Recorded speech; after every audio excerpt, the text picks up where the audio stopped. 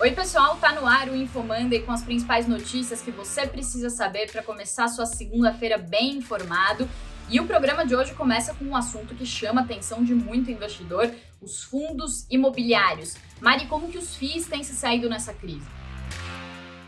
Então, Pri, depois da forte derrocada dos ativos financeiros, principalmente em março, os fundos imobiliários já estão mostrando uma retomada, com as cotas cada vez menos descontadas.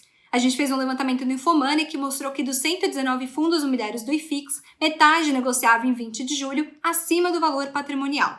Para critério de comparação, em março, ali no auge da crise, cerca de 87% dos fundos do IFIX eram negociados com desconto, com preço abaixo do valor patrimonial. Entre os setores mais caros hoje está o de logística, que foi visto aí como mais defensivo na crise por conta da expansão do e-commerce e dos contratos atípicos de locação, que são aqueles contratos de mais longo prazo.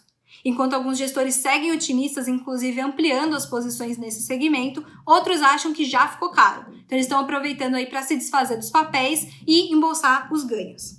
Na ponta dos segmentos mais descontados estão os fundos de shopping center e lajes corporativos, que foram os que mais sofreram aí por conta das medidas de isolamento social.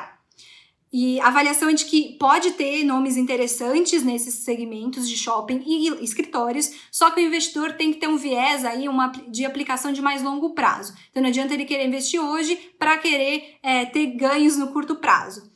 Os gestores acham que os patamares do IFIX pré-crise podem vir só no fim do próximo ano. Então, o investidor precisa aí alongar o seu horizonte de investimento também nos fundos imobiliários. A matéria completa já está lá no site, então você já pode conferir. E agora eu vou passar para o Figo, que vai falar sobre as empresas mais lucrativas da Bolsa Americana. É com você, Figo.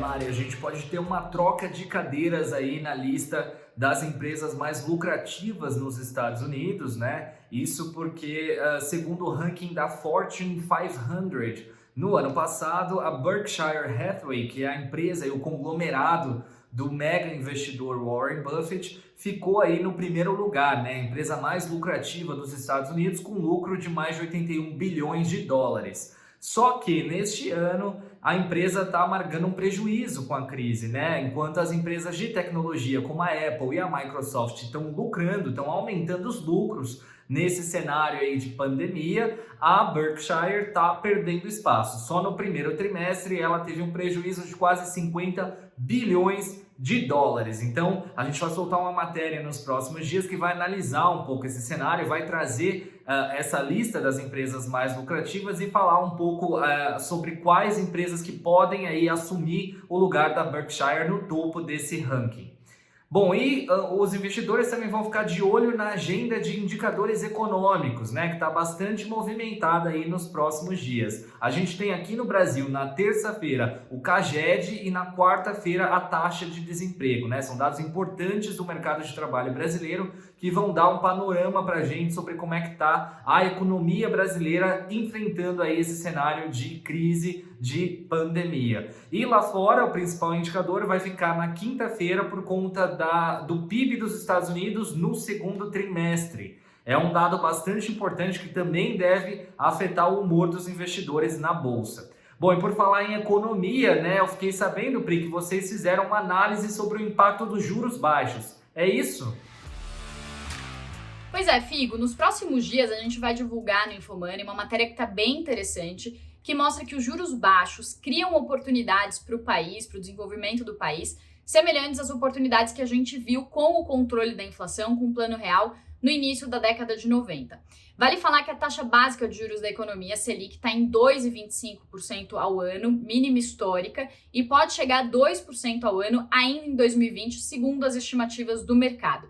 Nessa matéria, a gente explica que os juros baixos criam oportunidades, por exemplo, ao reduzir o custo de financiamentos imobiliários, já que aí esses custos ficam menores, as pessoas compram mais imóveis e isso incentiva o mercado imobiliário. Uma outra questão ainda é que quando a gente tinha juros altos, acima de 2 dígitos, os empresários, os investidores, eles não viam motivo em arriscar um pouco mais, ir para a bolsa ou investir em um novo negócio para ganhar um retorno alto, já que eles conseguiam esse retorno alto investindo em títulos de renda fixa, em títulos públicos que tinham baixíssimo risco e ainda assim pagavam taxas acima de 2 dígitos. Um terceiro ponto ainda importante que a gente explora na matéria é a questão das contas públicas. Quando a gente tem uma redução da taxa Selic, a gente também reduz o custo da dívida do governo. Então, só no ano passado, no segundo semestre, a gente teve uma economia de quase 70 bilhões de reais com a redução da Selic.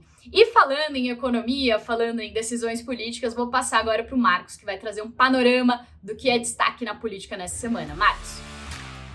Bom, e depois de mais de um ano de espera, o ministro Paulo Guedes finalmente apresentou a primeira versão da proposta de reforma tributária do governo ao Congresso Nacional. A ideia nessa primeira fase foi simplificar impostos federais, unificar o PIS e a COFINS na forma de uma contribuição sobre bens e serviços, a CBS, que é uma espécie de um IVA federal. A ideia foi tentar reduzir o número de contenciosos tributários, as diferenciações entre setores, tentar unificar da melhor forma possível aí, na visão do governo, para gerar um ambiente de negócios um pouco mais favorável, tornar a cobrança de impostos mais transparente, enfim. Essa é a primeira fase aí da proposta do governo.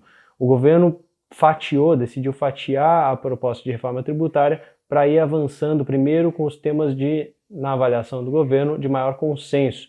As próximas etapas devem ser um redesenho do IPI para se tornar um imposto seletivo que incidiria sobre alguns produtos que causariam externalidades negativas, o caso do cigarro, das bebidas alcoólicas, talvez produtos com alto teor de açúcar, enfim, esse é uma das vertentes possíveis da próxima discussão. A questão do imposto de renda sobre pessoa física e pessoa jurídica também deve entrar numa terceira fase. E, por fim, o ponto mais polêmico, a quarta fase, deve ser a discussão sobre a desoneração da folha de pagamentos, desoneração da folha de salários, compensada pela reintrodução de imposto sobre transações financeiras, que críticos costumam associar com a CPMF. É um tema bastante árduo, o governo vai ter que dialogar com o Congresso Nacional, vai ter que trabalhar bastante para fazer avançar mesmo essa primeira proposta. Por ser um projeto de lei, ele tem uma tramitação mais fácil, mais simples do que as PECs que estão tramitando já no Congresso Nacional. Mas é importante acompanhar como que essas pautas vão coexistir, como que elas vão dialogar ou vão disputar espaço no Congresso Nacional ao longo dos próximos dias. Por ser o assunto provavelmente mais importante da pauta legislativa no semestre, a reforma tributária também deve carregar consigo a própria disputa pela presidência da Câmara dos Deputados nos próximos 2 anos. A disputa pela sucessão do Rodrigo Maia hoje, ela envolve o próprio presidente Rodrigo Maia, que tenta fazer um sucessor, e principalmente a figura do Arthur Lira, que é o principal líder hoje do Centrão, que se aproximou muito do governo federal nos últimos meses e tenta buscar um espaço. Essa disputa pode ter a reforma tributária como um dos palcos, ou seja, ela pode influenciar na tramitação da reforma tributária, uma reforma tão importante, um debate tão importante. Então é importante acompanhar todas essas peças, como que elas vão dialogar no processo político. Valeu, Marcos! E esse foi mais um InfoMonday com as principais notícias sobre economia, política, finanças. Tudo que você precisa saber para começar a sua semana bem informado você encontra aqui e no infomoney.com.br. Até a próxima, galera. Tchau, tchau!